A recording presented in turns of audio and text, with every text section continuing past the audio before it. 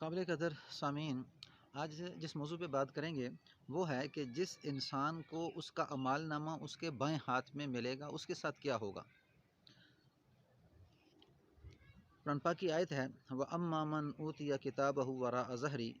کہ وہ آدمی کہ جس کو اس کا نامہ اعمال اس کے پیٹھ کے پیچھے سے ملے گا۔ وَأَمَّا مَنْ أُوتِيَ كِتَابَهُ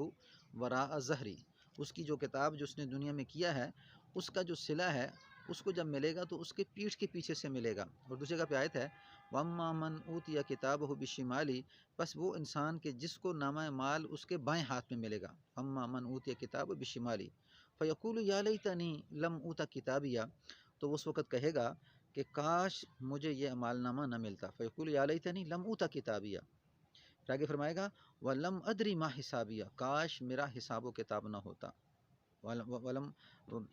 أُوتِيَ كِتَابَهُ بِشِمَالِهِ یا لیتنی لم اوتی کتابی ولم ادری ما حسابیہ یا لیتہا کانت القاضیہ، اور کہے گا ہائے افسوس، کاش کہ جس وقت میں پیدا ہوا تھا، پیدا ہونے کے بعد میں جب دوبارہ مرا تھا نا تو مٹی کے ساتھ مٹی ہو جاتا،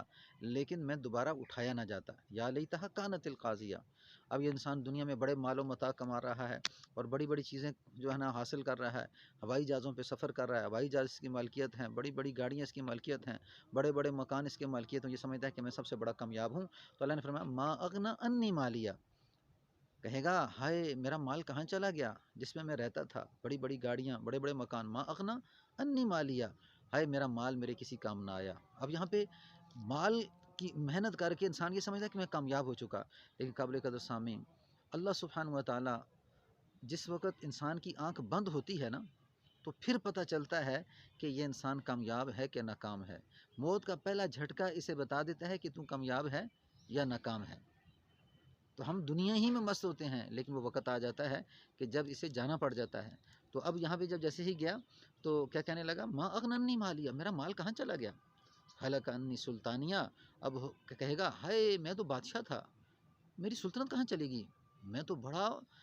زبردست قسم کا بادشاہ تھا، پوری دنیا میرے انڈر میں تھے، میرے کنٹرول میں تھی، ہلک انی سلطانیہ، آج وہ سلطنت کہاں چلی گئی، میں تو آج اکیلا، میرے تو عزیز و اقارب بھی یہاں نظر نہیں آ رہے جن کے ساتھ میں اٹھتا بیٹھتا تھا، چلتا پھرتا تھا، اور میرا وہ مال اور میری وہ بادشاہت، میری وہ چودراہٹ، وہ ساری کی ساری جاتی رہی۔ ہلک انی سلطانیہ، حکم ہوگا خذوہ فغلوا ثم الجحیم صلوا، اس کو پکڑو، توق پہناؤ، اور توق پہنا کے اس کو جہنم کی طرف کھینچو۔ خذوہ فغلوا ثم الجحیم صلوا، ثم الجحیم صلوا ثم فی سلسلۃ، 70 گز لمبی زنجیر میں جکڑو، ثم فی سلسلۃ ذرعها 70 ذراعا فاسلکوہ،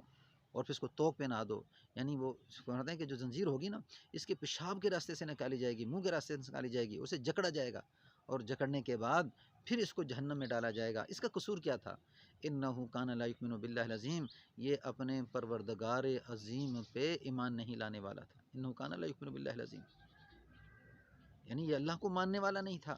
اللہ سبحانہ و تعالیٰ کو جاننے والا نہیں تھا، اس نے اپنے رب کو پہچانا ہی نہیں، اس نے اپنے رب کے قانون کو سمجھا ہی نہیں، اس نے اس موت کے بعد کی زندگی کو اپنا مقصد ہی نہیں بنایا۔ یہ تو صرف یہ جانتا ہے کہ میں دنیا میں مجھے مال مل گیا، خوشیاں مل گئی، چیزیں مل گئی تو میں کامیاب ہوں، لیکن وہ جو موت کے بعد کی کامیابی اس کے دماغ میں نہیں آ رہی۔ پھر آگے دوسری آیت کے اندر ہے کہ فسوف یدعو ثبورا، جس وقت اس کو نامہ مال اس کے پیٹھ کے پیچھے سے ملے گا نا، فرمایا کہ پیٹ کے پیچھے سے کمر سے سوراخ کیا جائے گا اور پیٹ سے نکالا جائے گا، تو کیا کہے گا فسوف یدعو ثبورا، اس وقت وہ موت کو پکارے گا، کاش مجھے موت آ جائے، ویصلی سعیرا، ڈال دیا جائے گا آگ میں، انہ کان فی اہلہ مسرورا، حالانکہ یہ پہلے جو تھا نا دنیا میں بڑا خوش و خرم تھا، بڑی اچھی زندگی گزار رہا تھا، اس کے پاس بڑا مال و متاع تھا، چیزیں تھیں، سب کچھ موجود تھا، انہ کان فی اہلہ مسرورا، انہ ظن ان لن یحور، کیا وہ یہ گمان کرتا تھا کہ اس کا رب اسے دیکھ نہیں رہا؟ بھلا کیوں نہیں، ان ربہ کان بہ بصیرا، بے شک اس کا رب اسے دیکھ رہا تھا کہ ہاں تو اللہ کو ناراض کر رہا ہے کہ اللہ کو راضی کر رہا ہے۔ قابل قدر سامعین،